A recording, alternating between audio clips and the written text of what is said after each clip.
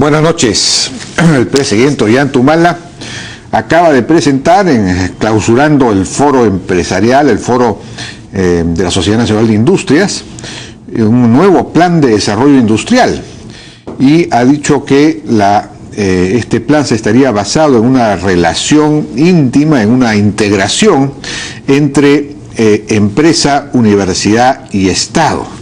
Ese trípode, digamos, es el que hará posible avanzar mucho más rápidamente en el desarrollo industrial. Y enfatizó la necesidad de trabajar conjuntamente con los empresarios para, digamos, identificar y resolver los problemas que se presenten, los problemas concretos.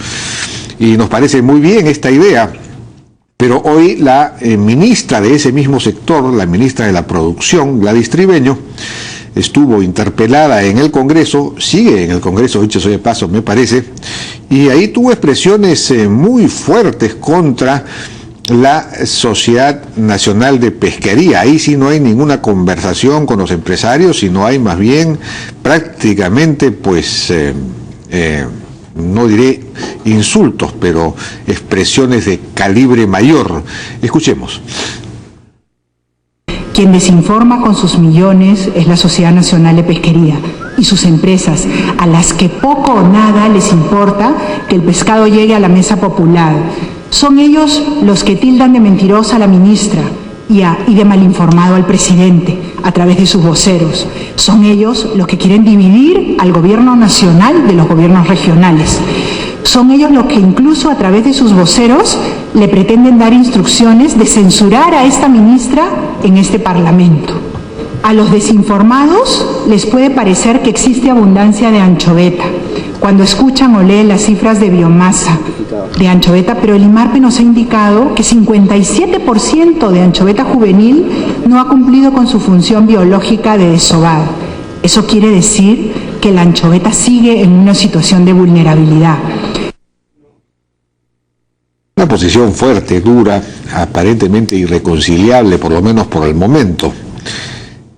Ahora hay que señalar que 57% de la población juvenil, que no sabemos qué porcentaje a su vez era de la población total, no hubiese todavía desovado, indica más bien que potencialmente esa biomasa, que en la última medición era de más de 12 millones de toneladas métricas, es decir, una biomasa relativamente grande, abundante, la más grande de muchos años, pues potencialmente es mucho mayor, puesto que si el 60 o 57% de los juveniles no ha desovado todavía, cuando desoven y cuando, digamos, lo que se va a producir es la multiplicación de los peces, ¿no es cierto?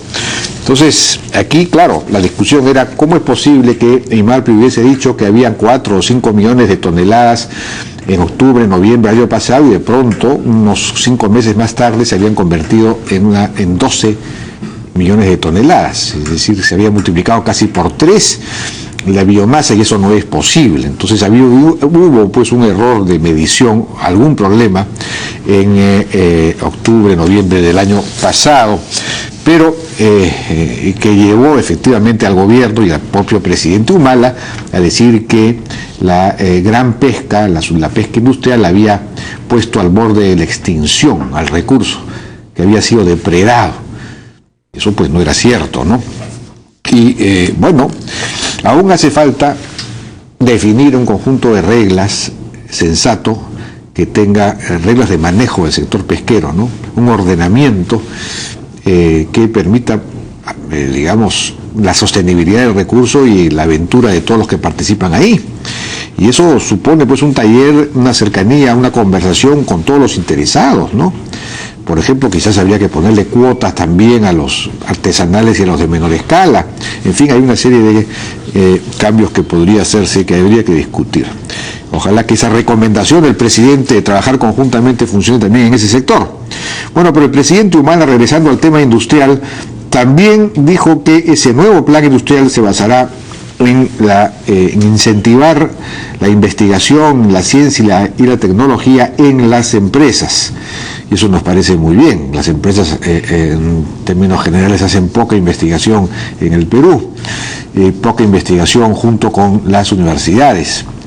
Pero en general también se refirió al hecho de que se necesita mejorar la educación secundaria, tecnológica, superior, tecnológica, universitaria, para proveer los recursos humanos necesarios para que la industria pueda crecer. Y eso supone entonces reformar la universidad, que como sabemos está en un estado deplorable, salvo muy importantes excepciones. Pero hoy hubo manifestaciones, movilizaciones en Cusco, Chimbote y Chiclayo, movilizaciones estudiantiles contra el proyecto de ley universitaria, que es un proyecto de ley que efectivamente necesita ser perfeccionado, pero que por lo menos apunta al hecho de que el Estado asume una responsabilidad mayor en la conducción, en fin, en la conducción, en la regulación de las universidades públicas para que éstas den resultados, para que funcionen mejor. Y eso no necesariamente, pues, como dice el mismo Mora, pues afecta la autonomía de las universidades. De todos modos, las universidades necesitan un cambio. No puede, más bien este proyecto de ley es tímido en lo que se refiere al cambio propuesto, porque no altera casi para nada el régimen de gobierno, este sistema de gobierno, de autogobierno, de cogobierno heredado de la reforma de Córdoba, que prácticamente no es modificado y que es la causa de la mediocridad de las universidades. Bueno, el Estado también, el país necesita un Estado facilitador, un Estado eficiente si queremos un desarrollo industrial. Pero entonces se necesita aprobar esta ley de servicio civil, que sí es una reforma absolutamente fundamental, pero esta habría sido postergada para la siguiente legislatura. Estamos perdiendo tiempo ahí, ¿no?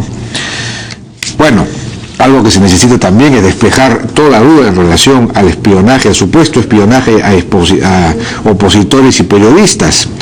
Y sobre el mal llamado reglaje, porque reglaje es un término senderista, a Rospigliosi y Sombrío, hoy en Careta hace un artículo de Gustavo Gorriti que descree de esa versión.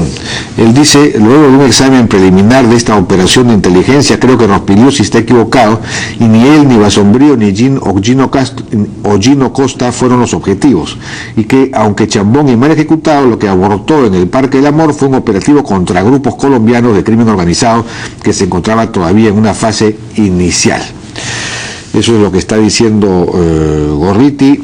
De hecho, nosotros informamos hace un par de días acá que, luego de conversar con la persona que hizo el informe de Cuarto Poder, que, los nombres de los policías que el propio Rospigliosi le dio a la gente de Cuarto Poder para que verificaran quiénes eran, los policías que supuestamente estaban persiguiendo, digamos,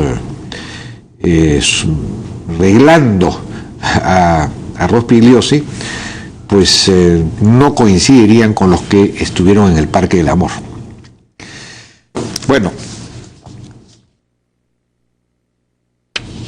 nosotros tenemos que ir a una pausa, pero antes, hablando de esto, de seguimientos y de espionaje a opositores y periodistas, una noticia de Venezuela. Y es que el hermano menor del fallecido presidente Hugo Chávez ha juramentado como director ejecutivo de la magistratura del Poder Judicial en Venezuela. Es el que maneja, en buena cuenta, el gerente general del Poder Judicial, el hermano menor de Hugo Chávez. Ahí sí que no hay ninguna separación de poderes, no hay ningún contrapeso, todo está controlado absolutamente por el Poder Ejecutivo. Una buena noticia, y es que policías y militares estarán exentos de responsabilidad penal cuando causen lesiones o muertes en el cumplimiento de su deber y en el uso de sus armas u otros medios de defensa. Esto ha sido aprobado por el Congreso. Nos alegra muchísimo, esto es un avance. Nosotros vamos a ir a una pausa y vamos a regresar con Carolina Trivelli, ministra de Desarrollo e Inclusión Social, porque hoy día se presentó el informe de la Contraloría sobre Jali Warma. Y luego vamos a estar con Sinesio López para conversar acerca de la universidad, el proyecto de ley universitaria, y finalmente con José Valdés y Enrique Álvarez Rodríguez dentro de un segmento dedicado a la ciencia y tecnología. Regresamos.